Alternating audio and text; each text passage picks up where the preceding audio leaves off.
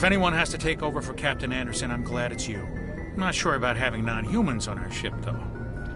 We're all on the same team here, Presley. With all due respect, ma'am, that's what they said about Nihilus. Look how that turned out. Speak freely, Presley. I want to know if you have a problem with non-humans. It's not that, Commander. Humanity has always handled its own problems. Saren attacked one of our colonies. We should be the ones to stop him. We don't need their help. Some people think asking for help is a sign of weakness. That's just being stupid and stubborn. No matter how strong you are, allies can make you stronger. I guess so. Maybe I'm just stuck in the old ways of thinking. But don't worry, Commander, this won't be a problem. How did you end up assigned to the Normandy?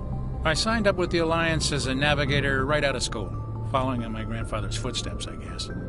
My first posting was on the Agincourt. We were at Elysium during the Skillian Blitz. A massive fleet of alien raiders hit the colony, trying to wipe it out. They had the numbers, but their ships were no match for an Alliance frigate. It was a slaughter. We couldn't even keep track of how many ships they lost. How'd you end up on the Normandy? I got my officer's commission after Elysium. Must have made an impression on the right people. Captain asked for me when he was picking his crew. Carry on, Presley. Yes, ma'am. Your ship's amazing, Shepard. I've never seen a drive core like this before. I can't believe you were able to fit it into a ship this small. I'm starting to understand why you humans have been so successful. I had no idea Alliance vessels were so advanced. The Normandy's a prototype, cutting-edge technology. A month ago, I was patching a makeshift fuel line into a converted tug ship in the flotilla. Now, I'm sitting on board one of the most advanced vessels in Citadel space. I have to thank you again for bringing me along. Traveling on a vessel like this is a dream come true for me. I had no idea you found ship technology so interesting. It comes with being a Quarian. The migrant fleet is the key to the survival of my people. Ships are our most valuable resource. But we don't have anything like this. We make do with cast-offs and second-hand equipment. We just try to keep them running for as long as we can. Some of the fleet's larger vessels date all the way back to our original flight from the Geth.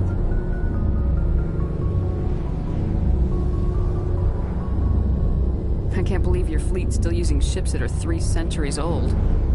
They're constantly being repaired, modified, and refitted. They aren't pretty, but they work. Mostly.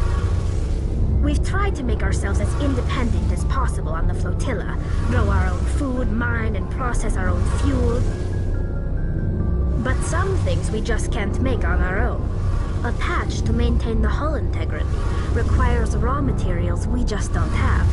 That's why our pilgrimages are so important.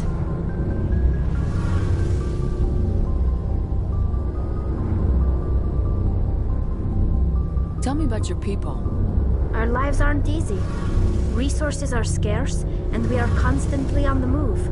Everything we do must in some way contribute to the continuation of the migrant fleet. There are 17 million Quarians in the flotilla, and each of us relies on the others for survival. The bonds among my people are strong. Unfortunately, we have had to surrender many of the freedoms and civil liberties other species take for granted. What kind of freedoms? Well, it's illegal for parents to have more than one child. If our population grows too much, it would strain our resources to their breaking point. Of course, we also can't allow our numbers to become too few. If our population is in decline, the rule against single births is temporarily repealed. In extreme cases of population decline, incentives are even offered to encourage multiple births, though the Conclave hasn't had to take such measures in nearly a century. That's your government. The Conclave is our civilian branch of government. Each ship can elect a representative to serve on the Conclave and make decisions that affect the fleet as a whole. On matters that affect an individual ship, however, the captain has the final say. It's a tradition that dates back to the early days, when the fleet was governed by martial law. Fortunately, most captains nowadays are smart enough to have an elected council from their crew to give them advice and guidance.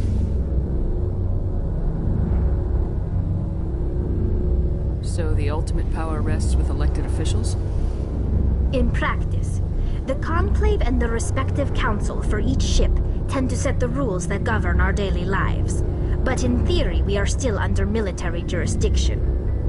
The 5 top-ranking military officials in the fleet serve on the Admiralty Board. These 5 have the power to overrule any decision by the Conclave in case of emergency. To do so requires unanimous agreement among the Admiralty, and they can only do this once. After that, the entire board must resign their posts. It's a safeguard that served us well. In nearly 3 centuries, the Admiralty Board has only overruled the Conclave 4 times. I want to know more about the Geth. I doubt I can tell you anything you don't already know. It's been almost 3 centuries since they drove my people into exile. All I know is the story of their origins.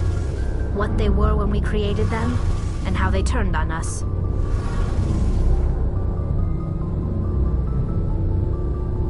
Interesting. The Geth were originally created to serve as an automated manual labor force. Initially, their intelligence was as limited as any VI. Over time, we made small modifications to their programming to allow them to perform more varied and complex tasks, bringing them closer and closer to true AI status. How come the Council didn't step in and stop you? This wasn't true AI research. We may have been skirting the bounds of the law, but we never did anything that was actually illegal. The changes were so insignificant, so gradual, that we were able to control them. Or so we thought. But one thing we underestimated was the power of the neural network. A million Geth thinking simultaneously created an inherently unstable matrix. So the Geth share brainpower? Many of the Geth's logic systems were designed to work in concert with other nearby Geth. Basically, the more of them you have in a group, the smarter they are. So there's some sort of group consciousness? No, nothing like that. They cannot share sensory data or information. Their programming cannot handle that much simultaneous input. Each Geth maintains an individual awareness and identity. The neural network only operates on a process-based level. It's basically the synthetic equivalent of a subconscious. But when they're in close proximity, they can coordinate low-level functional processes, freeing up more capacity for original or independent thought. That doesn't make any sense. I'm probably oversimplifying. The Geth are incredibly advanced and complex creations. All you need to know is that they get smarter when they gather in large numbers. As we built more and more Geth, their effective intelligence became more sophisticated, more abstract. One day, a Geth began to ask its Quarian overseer questions about the nature of its existence. Am I alive? Why am I here? What is my purpose? As you can imagine, this caused a near panic among my people. I don't see what's so bad about those questions. The Geth were created to engage in mundane, repetitive, or dangerous manual labor. That's fine for machines, but it won't satisfy a sentient being for long. The Geth were showing signs of rudimentary self-awareness and independent thought. If the Geth were intelligent, then we were essentially using them as slaves. It was inevitable the newly sentient Geth would rebel against their situation. We knew they would rise up against us, so we acted first. A general order went out across all Quarian-controlled systems to permanently deactivate all Geth. The Geth responded to this order violently. Hey, you can't blame them for fighting for their survival. We had no other choice. The Geth were already on the verge of revolution. By acting quickly, we had a chance to end the war before it began. The hope was that most of the Geth would still be little more than machines, incapable of organized resistance. But they had progressed much further than anyone anticipated. The war was long and bloody. Millions upon millions of Quarians died at their hands. In the end, we were forced to flee our own homeworld. We feared the Geth would pursue us, but they never came beyond the Veil. Now we drift through space, exile searching for a way to reclaim what was once ours.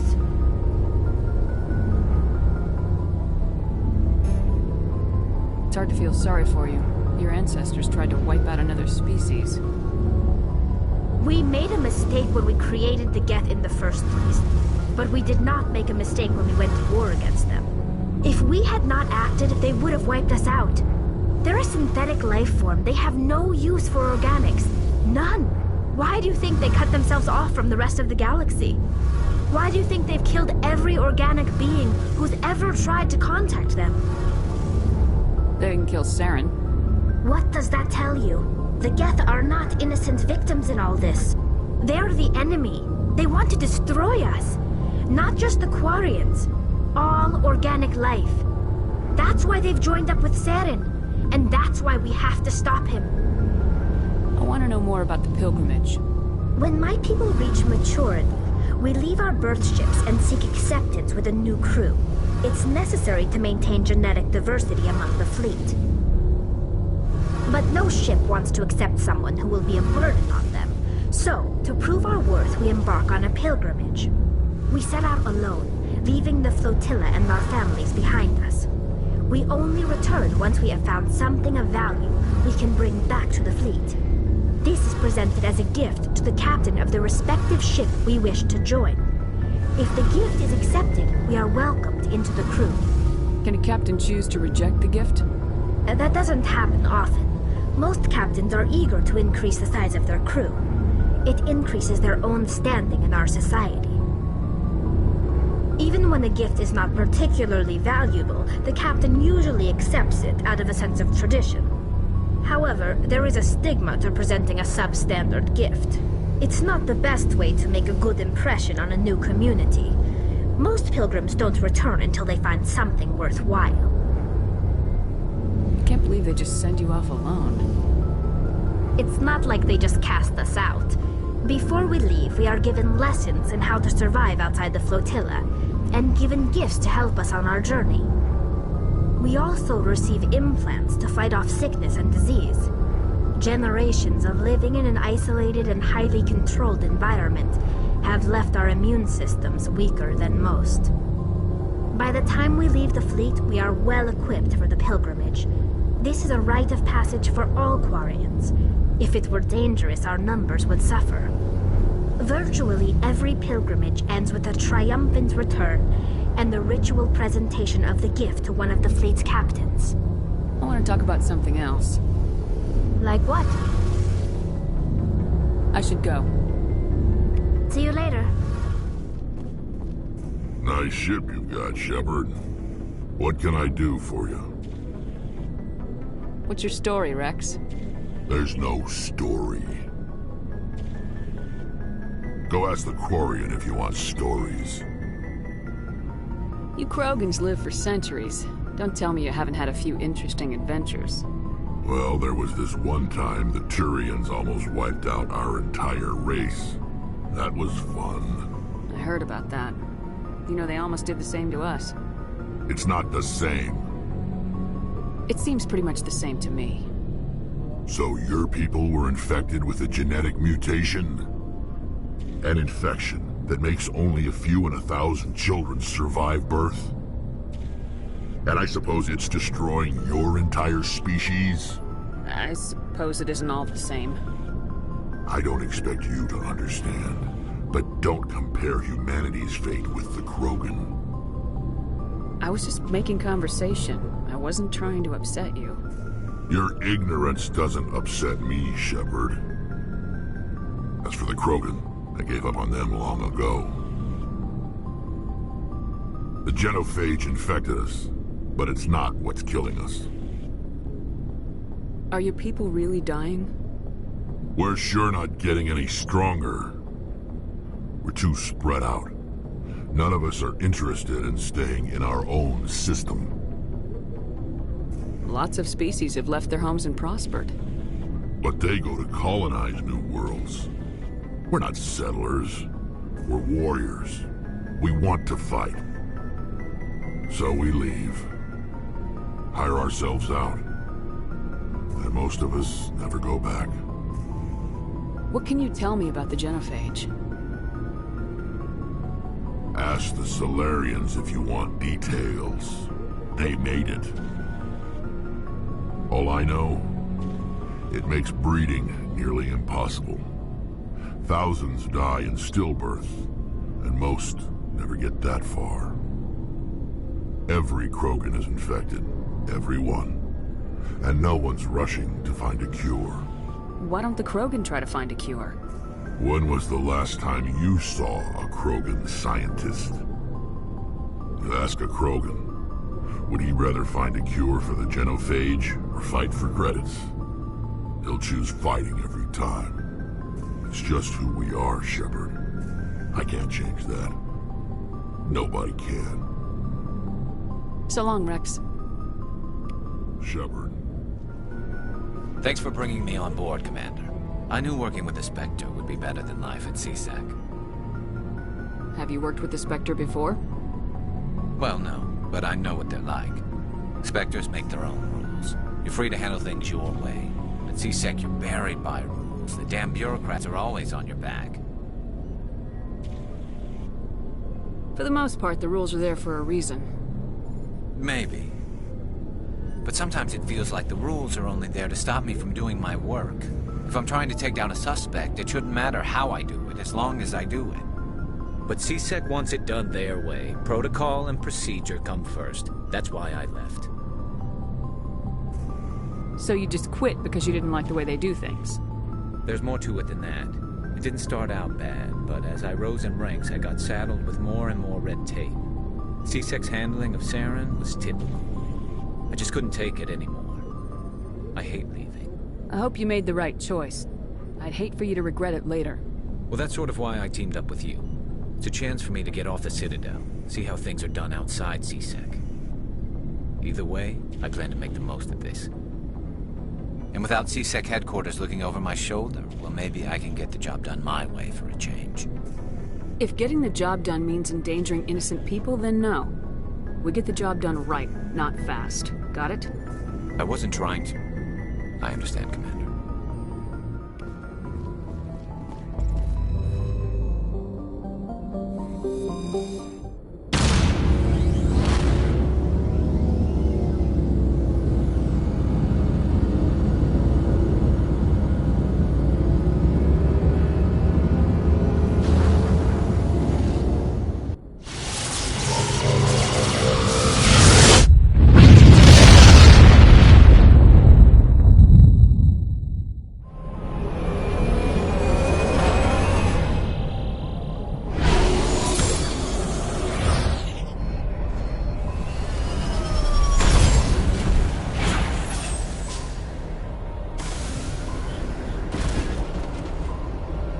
Commander, I'm picking up some strange readings. Really strange, like off the damn charts. It looks like it's coming from an underground complex a few clicks away from the drop zone.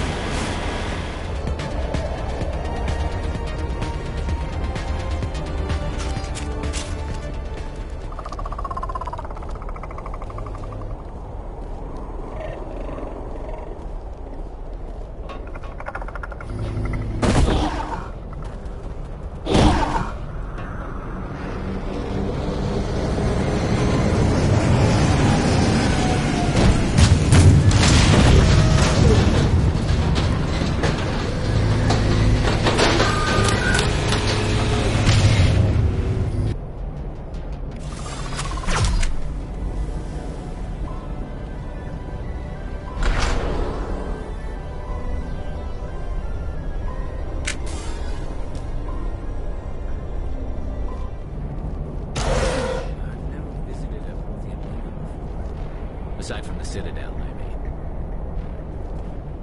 The tiles in those holes remind me of a bathroom floor.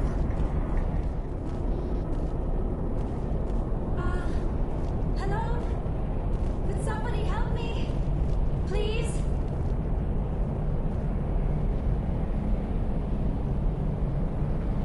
Can you hear me out there? I'm trapped. I need help. Are you okay? What happened to you? Listen, this thing I'm in is a Prothean security device. I cannot move, so I need you to get me out of it, all right? Your mother is working with Saren. Whose side are you on? What? I am not on anybody's side. I may be Benezia's daughter, but I'm nothing like her. I have not spoken to her in years. Please, just get me out of here. How did you end up in there? I was exploring the ruins when the Geth showed up, so I hid in here. Can you believe that? Geth beyond the veil! I activated the tower's defenses. I knew the barrier curtains would keep them out. When I turned it on, I must have hit something I wasn't supposed to. I was trapped in here. You must get me out, please! We'll find some way to help you. There is a control in here that should deactivate this thing. You'll have to find some way past the barrier curtain. That's the tricky part.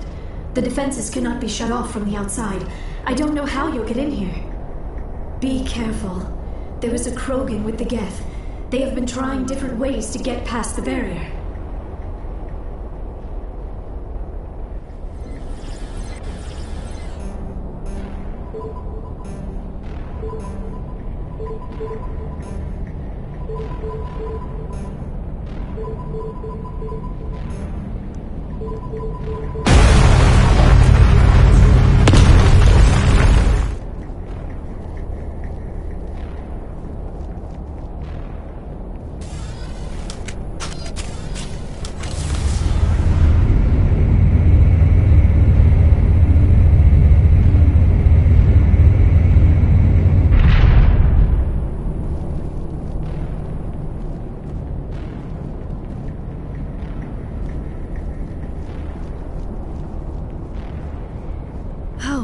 How did you get in here?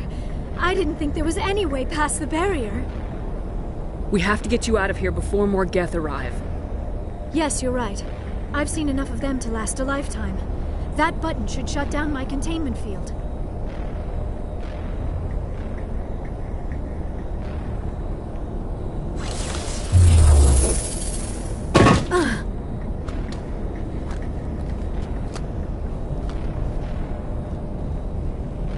Any idea how we get out of this place? There is an elevator back in the center of the tower. At least I think it's an elevator.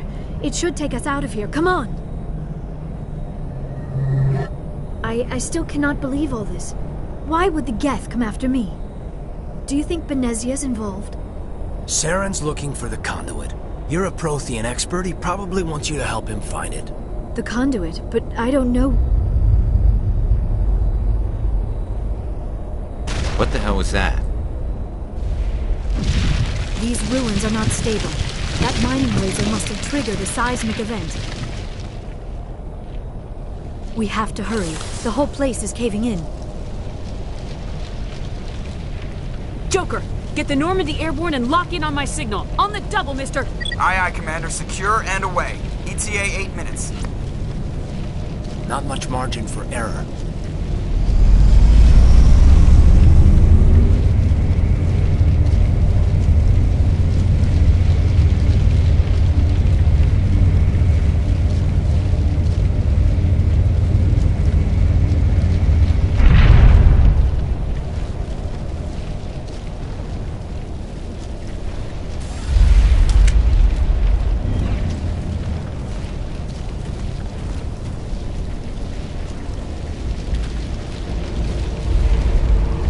Surrender.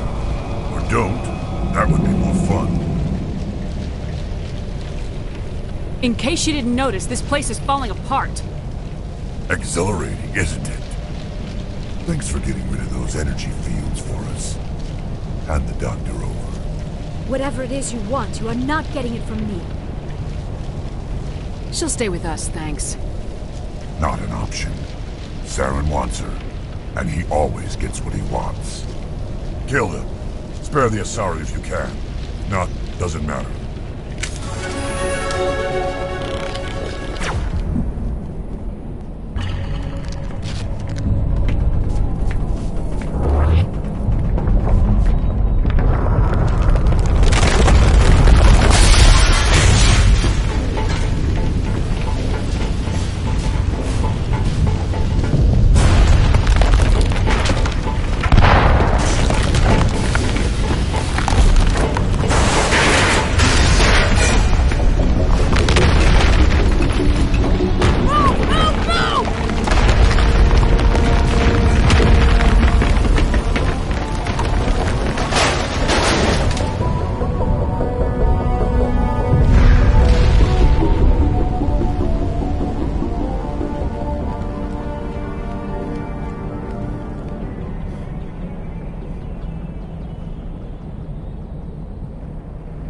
Too close, Commander. 10 more seconds we would have been swimming in molten sulfur. The Normandy isn't equipped to land in exploding volcanoes. They tend to fry our sensors and melt our hull. Just for future reference. We almost died out there, and your pilot is making jokes? Joker pulled our asses out of there. I think he's earned the right to a few bad jokes. I see. It must be a human thing. I don't have a lot of experience dealing with your species, Commander. But I am grateful to you. You saved my life back there, and not just from the volcano. Those Geth would have killed me or dragged me off to Saren. What did Saren want with you? Do you know something about the conduit? Only that it was somehow connected to the Prothean extinction. That is my real area of expertise. I have spent the past 50 years trying to figure out what happened to them. Just how old are you exactly? I hate to admit it, but I am only 106. Damn! I hope I look that good when I'm your age. A century may seem like a long time to a short-lived species like yours. But among the Asari, I am barely considered more than a child. That is why my research has not received the attention it deserves. Because of my youth, other Asari scholars tend to dismiss my theories on what happened to the Protheans. I've got my own theory on why the Protheans disappeared. With all due respect, Commander, I have heard every theory out there. The problem is finding evidence to support them. The Protheans left remarkably little behind. It is almost as if someone did not want the mystery solved. It is like someone came along after the Protheans were gone and cleansed the galaxy of clues. But here is the incredible part. According to my findings, the Protheans were not the first galactic civilization to mysteriously vanish. This cycle began long before them. Where'd you come up with this theory? I thought there wasn't any evidence. I have been working on this for 50 years. I have tracked down every scrap and shred of evidence. Eventually, subtle patterns start to emerge, patterns that hint at the truth. It is difficult to explain to someone else. I cannot point to one specific thing to prove my case. It is more a feeling derived from a half-century of dedicated research. But I know I'm right, and eventually I will be able to prove it. There were other civilizations before the Protheans. This cycle has repeated itself many times over. If the Protheans weren't the first, then who was? I don't know. There is barely any evidence on the Protheans, even less on those who came before them. I cannot prove my theory, but I know I am right. The galaxy is built on a cycle of extinction. Each time a great civilization rises up, it is suddenly and violently cast down. Only ruins survive. The Protheans rose up from a single world until their empire spanned the entire galaxy. Yet even they climbed to the top on the remains of those who came before. Their greatest achievements, the mass relays and the Citadel, are based on the technology of those who came before them. And then, like all the other forgotten civilizations throughout galactic history, the Protheans disappeared. I have dedicated my life to figuring out why. They were wiped out by a race of sentient machines, the Reapers. The Reapers? But I have never heard of. How do you know this? What evidence do you have? There was a damaged Prothean beacon on Eden Prime. It burned a vision into my brain. I'm still trying to sort out what it all means. Visions? Yes, that makes sense. The beacons were designed to transmit information directly into the mind of the user. Finding one that still works is extremely rare. No wonder the Geth attacked Eden Prime. The chance to acquire a working beacon, even a badly damaged one, is worth almost any risk. But the beacons were only programmed to interact with Prothean physiology. Whatever information you received would have been confused, unclear. I am amazed you were able to make sense of it at all. A lesser mind would have been utterly destroyed by the process. You must be remarkably strong-willed, Commander. This isn't helping us find Saren, or the conduit. Of course, you're right. I am sorry, my scientific curiosity got the better of me. Unfortunately, I do not have any information that could help you find the conduit, or Saren. I don't know why Saren wanted you out of the picture, but I think we'll be a lot better off if we bring you along. Thank you, Commander. Saren might come after me again. I cannot think of anywhere safer than here on your ship. And my knowledge of the Protheans might be useful later on. And her biotics will come in handy when the fighting starts. Good to have you on the team, Liara. Thank you, Commander. I am very grateful. Oh, I am afraid I am feeling a bit lightheaded. When was the last time you ate? Or slept? Dr. Chakwa should take a look at you. It is probably just mental exhaustion, coupled with the shock of discovering the Prothean's true fate. I need some time to process all this. Still, it could not hurt to be examined by a medical professional. It will give me the chance to think things over. Are we finished here, Commander? We can talk again after you've seen the doctor. The rest of you, dismissed. Mission reports are filed, Commander. You want me to patch you through to the Council? Patch him through, Joker. Setting up the link now, Commander. We've received your report, Commander. I understand Dr. Tassoni is on the Normandy. I assume you're taking the necessary security precautions. Liara's on our side. The Geth were trying to kill her. Benezia would never allow Saren to kill her daughter. Maybe she doesn't know. Or maybe we don't know her. We never expected she could become a traitor. At least the mission was a success. Apart from the utter destruction of a major Prothean ruin. Was that really necessary, Shepard?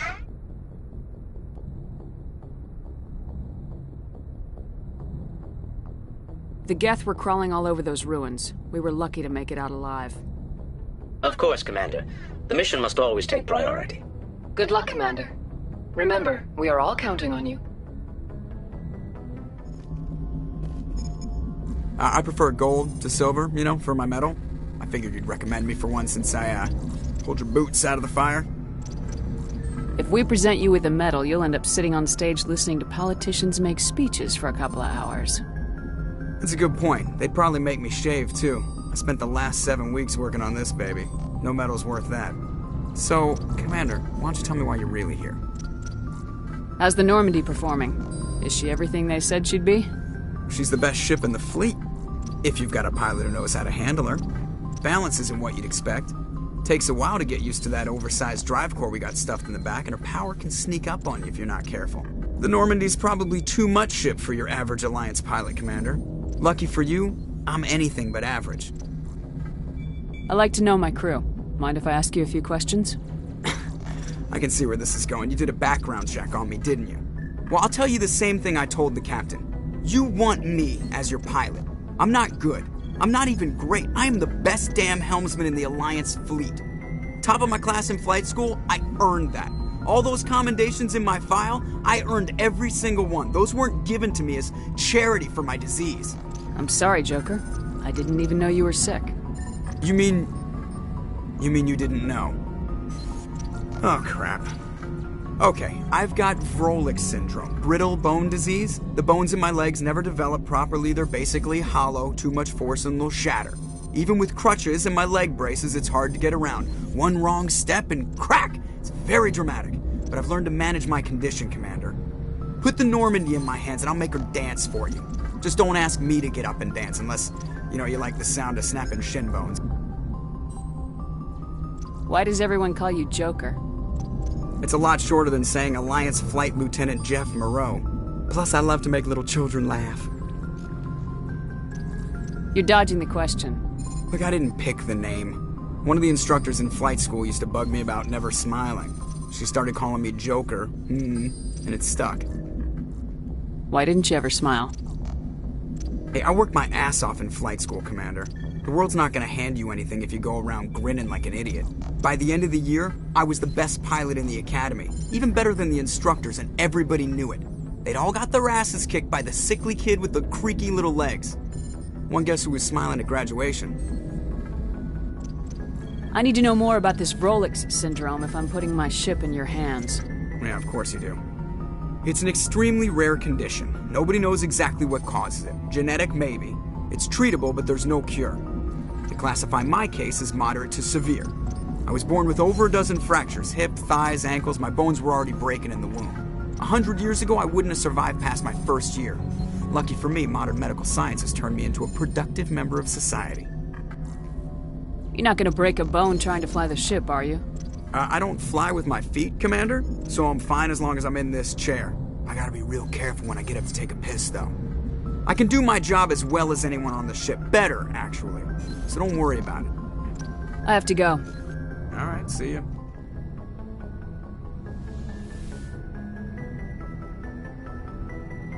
Commander, Are you coming to check up on me? You look much better. How are you feeling? Dr. Chakwas assures me I am going to be fine. I was impressed with her knowledge of Asari physiology. You're in good hands. Dr. Chakwas knows what she's doing. I never properly thanked you for saving me from the Geth, Commander. If you hadn't shown up... I'm just glad we got there in time. So am I. I know you took a chance bringing me aboard this ship. I have seen the way your crew looks at me. They do not trust me. But I am not like Benezia. I will do whatever I can to help you stop Saren. I promise. Don't worry, Liara. I trust you. I know you won't let me down. It means a lot to hear you say that, Commander. Thank you. Do you know why Benezia joined up with Saren? I don't understand it. She was always outspoken about the need for the Asari to become more involved in shaping galactic events. Maybe she thought allying herself with Saren would somehow be for the greater good in the long run. At least I hope so. This hurts you, doesn't it? None of this makes any sense to me. I have not spoken to Benezia in many years, but I know her, and this was not like her. Something changed.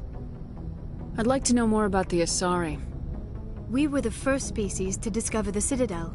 We were instrumental in forming the Council, and we always strive to be the voice of peaceful cooperation in galactic disputes. My people believe we are all part of a single galactic community. Each species contributes something to the greater whole. Although we seek to understand other species, it seems few of them seek to understand us. The galaxy is filled with rumors and misinformation about my people. Like what? Most of the inaccuracies are centered around our mating rituals. My species is monogendered. Male and female have no real meaning for us. We still require a partner to reproduce. This second parent, however, may be of any species and any gender. I don't understand. Your species can mate with anyone? Mating is not quite the proper term, not as you understand it. Physical contact may or may not be involved, but it is not an essential element of the union. The true connection is mental. Our physiology allows us to meld with other beings. We can touch the very depths of their minds. We explore the genetic memory of their species.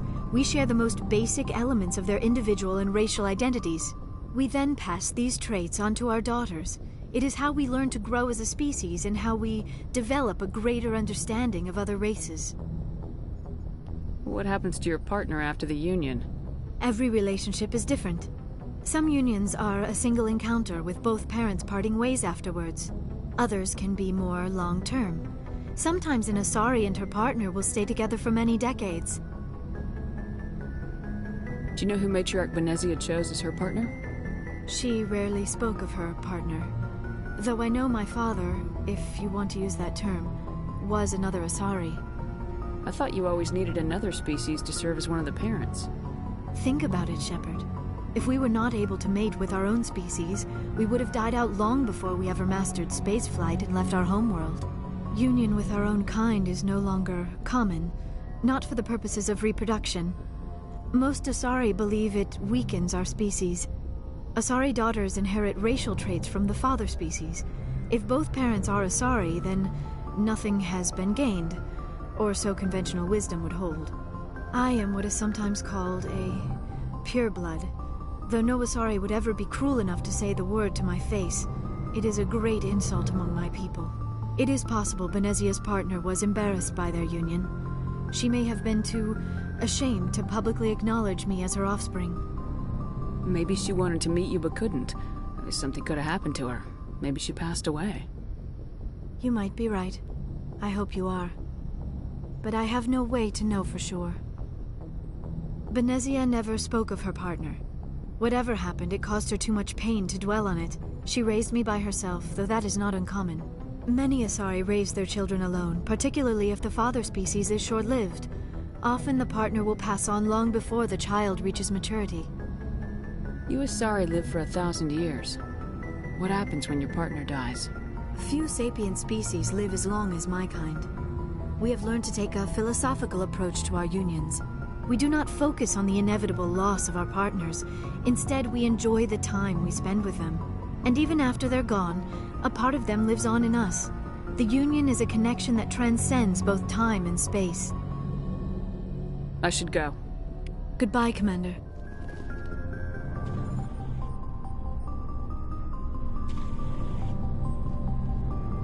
Commander, do you have a minute? I always make time for my officers. Off the record, I think there's something wrong here.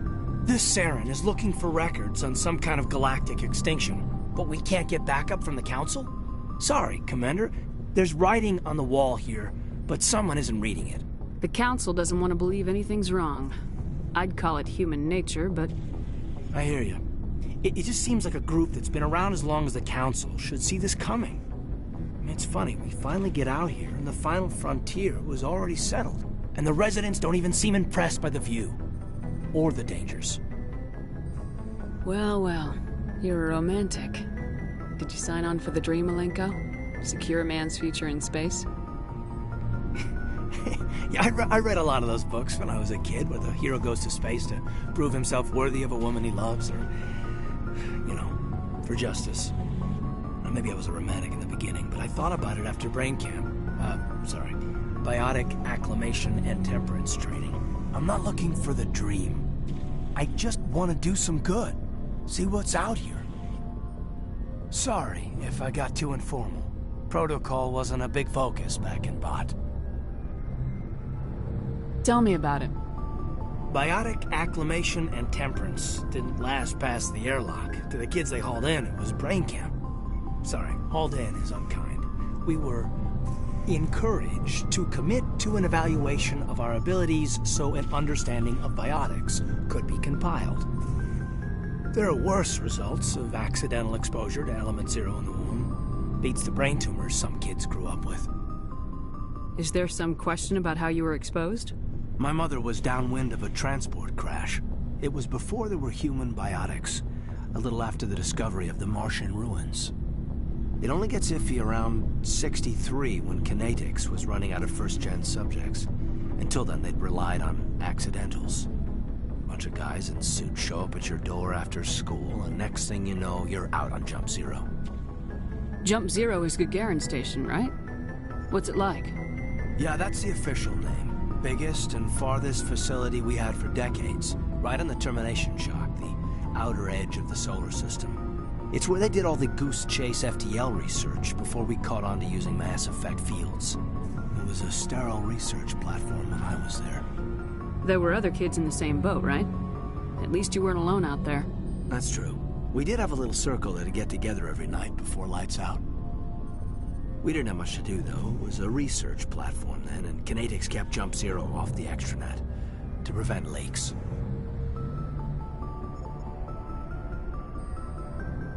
And you must have had plenty of time to get to know each other. Yeah, we'd sit around and bull every night after dinner, play cards or network games. There was this girl named Rana, who had a little circle grow up around her. She was from Turkey. Her family was very rich. But she was smart and charming as hell. Beautiful, but not stuck up about it. Like you, I guess. Ma'am. Sounds like she was special to you. She was. Maybe she felt the same. But things never felt together. Training, you know. You know of any intentional exposures for certain? No one knows. Doesn't mean they didn't happen. As big as the exposures were, it was hard to track down accidentals. It was different then. No one knew the potential, so there wasn't a lot of regulation. Anything Kinetics did was gold.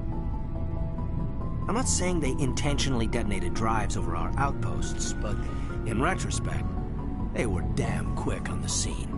Jump Zero's a long way from home. What was it like?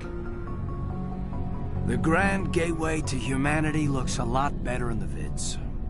Anyway, this was supposed to be a casual debrief, not a bull session about stuff that happened years ago. I wanted to get to know you a little better, that's all. Thanks for the talk, Caden. Well, you're welcome, ma'am. You, make a habit of getting this personal with everyone? No, I don't. We'll talk again later. I'll need some time to process that, Commander. But, yeah, I'd like that.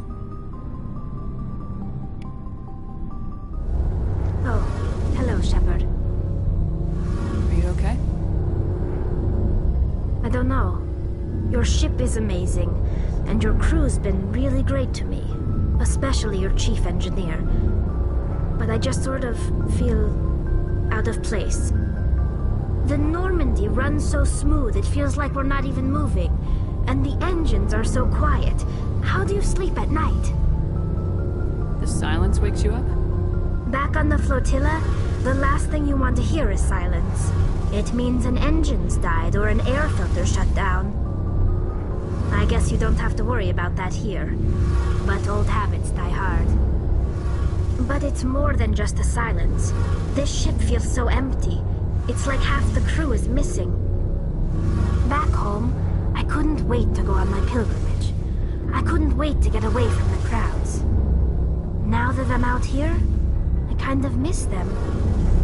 Sometimes we don't appreciate what we have till it's gone. That's true. I'm starting to wonder if that's what the pilgrimage is really about. It's given me a whole new perspective on my people and our culture. You know, there's always a few who go on their pilgrimages and never return. I always assumed something bad happened to them. But maybe they just wanted a different life. You do plan to return to the migrant fleet, right? I could never abandon my people, Shepard. I will go back eventually. But we have to stop Saren first. Otherwise, I might not have a home to go back to. I should go. See you later. So, we've got Saren on the run. It won't be long now. Saren's good, but I'm better. Good? He's rotten. To the core. I could tell as soon as I met him. Why didn't you tell me this sooner? I would have if I thought it was important. I think I'd like to hear about it just the same. This was a while ago. A bunch of mercs were bragging about a job out near the edges of the Terminus systems. They said it paid well and the boss was never around to ride them. They said he was looking for more men, too. So I checked it out. I didn't know Saren was openly recruiting mercs.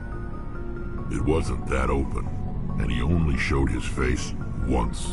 We'd been raiding ships in the area for months when we took out this massive cargo freighter. Our biggest haul yet. I was on board checking bodies for valuables, looking for some extra credits. That's when I saw him. What did Saren want with the ship? I don't know what he wanted. He was just moving through the ship, watching. A couple of the mercs called him by name, but he never spoke to them. Never spoke to anyone. I had a really bad feeling about him, so I got the hell out. Didn't even wait to get paid. What kind of cargo was the freighter carrying? What was Saren after? I don't know. All I saw on that ship was food and medical supplies. There were some basic weapons, but nothing big. If there was anything of value on that ship, I didn't see it. That's why I didn't mention it sooner. Whose ship was it? There was a Volus trading vessel. Big one. Lots of guards. But they were no match for us. That's the only time you saw him? Yeah. Didn't even know who he was. Still wouldn't if I hadn't joined up with you. But my instincts were right. Every other merc on that mission turned up dead within a week. Every damn one. Are your people really dying? We're sure not. We're too spread out. None of us are interested. So long, Rex. Shepard. Commander? What's your opinion of the last mission? Not sure I buy Dr. Tassoni's story about her and her mom not talking. They're family, right? I think she's being straight with us. Or at least I don't think she lies very often. Yeah, she's probably really bad at it. Too bad those ruins got destroyed. I mean, they lasted thousands of years. That's impressive. Do you have a few minutes to talk? One-on-one? Sure. I was hoping to get a minute of your time. Off the record. I keep an open door policy. If you have any concerns, lay them on me. All right. I know things are different aboard the Normandy, but I'm concerned about the aliens, Vicarian and Rex. With all due respect, Commander, should they have full access to the ship? They may not serve the Alliance, Chief, but they're allies. At least as far as Saren goes. This is the most advanced ship in the Alliance Navy. I don't think we should give them free rein to poke around the vital systems. Engines, sensors, weapons. You don't trust the Alliance's allies? I'm not sure I'd call the Council races allies. We, humanity, have to learn to rely on ourselves. Standing up for ourselves doesn't mean standing alone. I don't think we should turn down allies. I just think we shouldn't bet everything on them staying allies.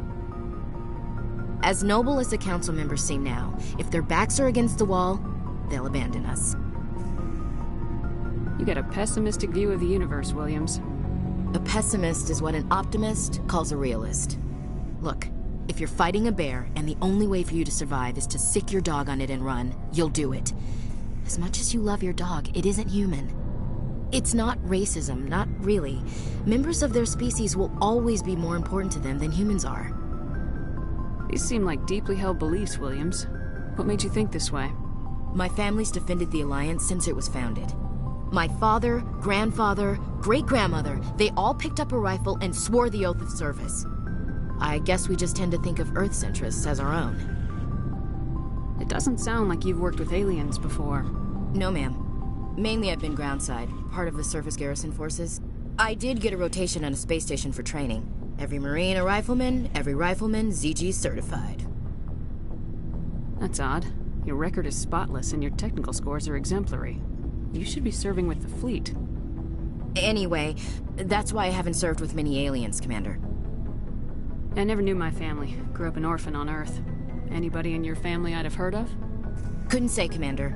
So why are you out here? Just trying to get away from Earth? No. The future of humanity is out here. There's so much we haven't seen yet. Yeah. I still remember my first field exercise on Titan. When we hit mud, the reality hit me. I'm the first person who ever stood here. Then my drill instructor kicked me in the ass. I went face first into the muck. He spent the next 5 minutes chewing me out for gold bricking. Don't tell me you had Gunny Ellison. He's the only one who uses that word to describe shirking duty. Oh, Lord. You went to the Makapog boot camp, too? Yeah. Gunny Ellison's still reaming out recruits down there. Kicking ass and using words like inveigle and pusillanimous. All right, I can see where your concerns are coming from, Williams. But this is a multilateral mission. You're gonna have to work with aliens, like it or not. It won't be a problem, Commander. You say jump, I say how high. You tell me to kiss a Turian, I'll ask which cheek. I don't think kissing Turians will be necessary. You never know, Commander. Dismissed, Chief. Ma'am.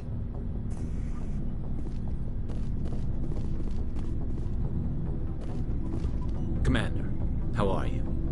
Why did you want to be a C-Sec officer in the first place? That's a good question. There were several reasons, I guess. Like what? Probably the same as most officers. I wanted to fight injustice, wanted to help people. I guess my father had something to do with it too. He was C-Sec, one of the best. I grew up hearing about his accomplishments or seeing his picture on the vids after a big arrest. He's taking my resignation pretty hard. That's tough. But you'd think he'd be impressed you're going after Saren. My father's a C-Sec man to the bone. Do things right or don't do them at all, he says. He thinks I'm being too rash, too impatient. He's worried I'll become just like Saren. He actually talked me out of becoming a Spectre when I was younger, for the same reasons. You were asked to be a Spectre? Well, I was targeted as a possible Spectre candidate. Me and about 1,000 other Turian military recruits. I could have received special training, but my father didn't like it. He despises the Spectres. He hates the idea of someone having unlimited power with no accountability. He wouldn't like you, Commander. No offense. I suppose I can understand his concern. You can. But Saren's not going to play by our rules, C-Sec's rules. If you want to nail Saren, you need to send someone who isn't restricted by policies and procedures. Just because you can break the rules doesn't mean you should. I don't need to stoop to Saren's level to stop him. And neither do you, Garrus. I see what you mean, but I'll think about it. Thanks, Commander.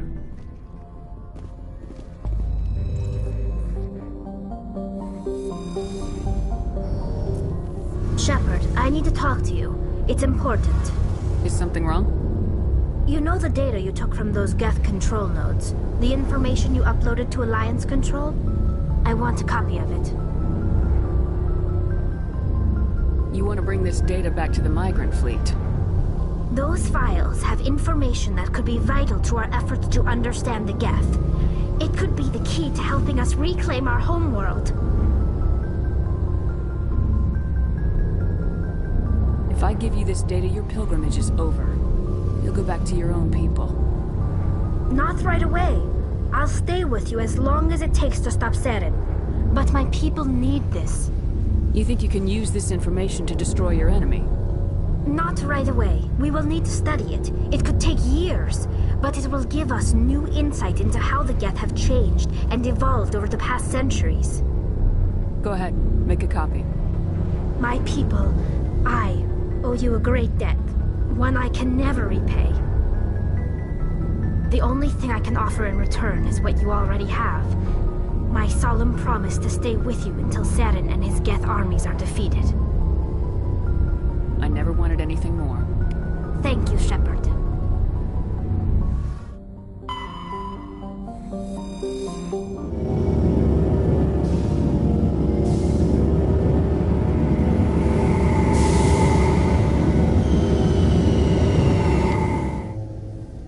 Equalizing interior pressure with exterior atmosphere. Logged. The commanding officer is ashore. Exo Presley has the deck.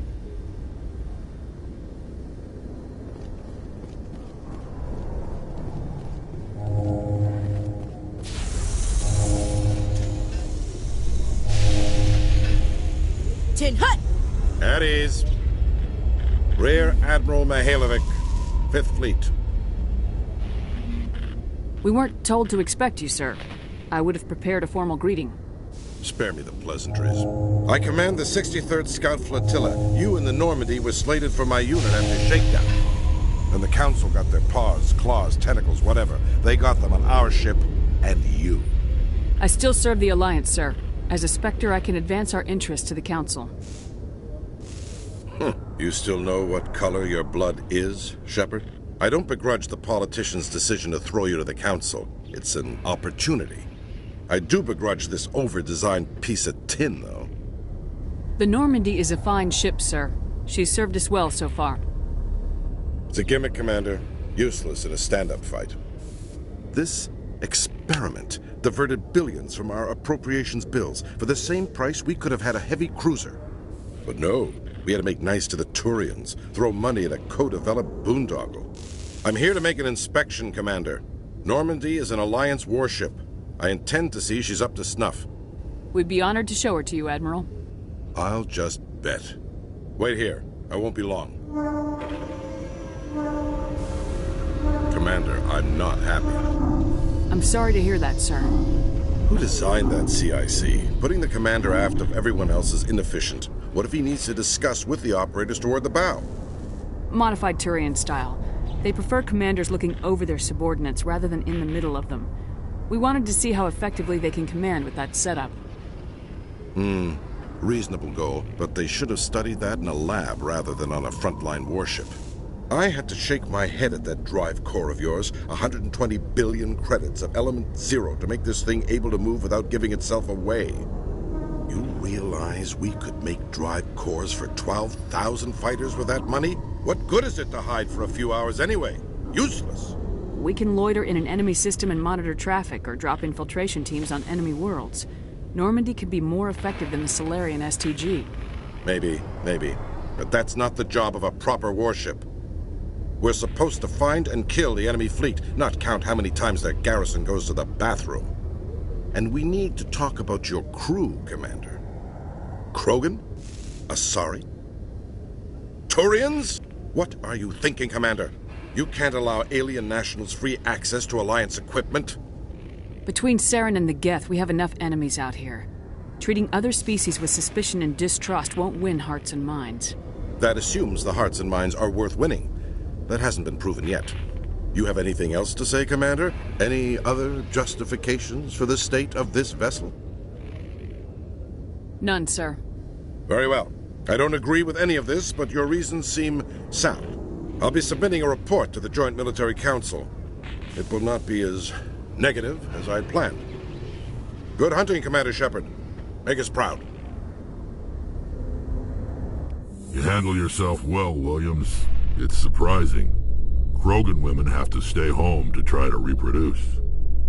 Sorry to disappoint, Rex. I'm not the stay-at-home kind. Didn't say I was disappointed. I could get used to killing with women around. Gives the fight a different flavor. Hey, Commander Shepard, it's me, Conrad Verner. Remember me? There are rumors on the extranet that you've been made the first human Spectre. That's incredible. Being a Spectre is a big responsibility. I just want to make humanity proud. The vids are all talking about Commander Shepard fighting for all of us back home. And your grace and skill have inspired a whole legion of admirers, too.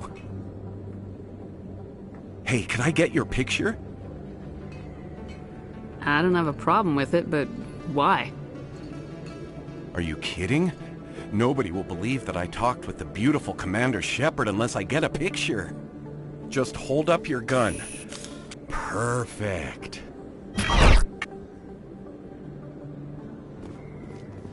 Thanks again, Commander. I'm gonna hang this in my living room. My wife will love it.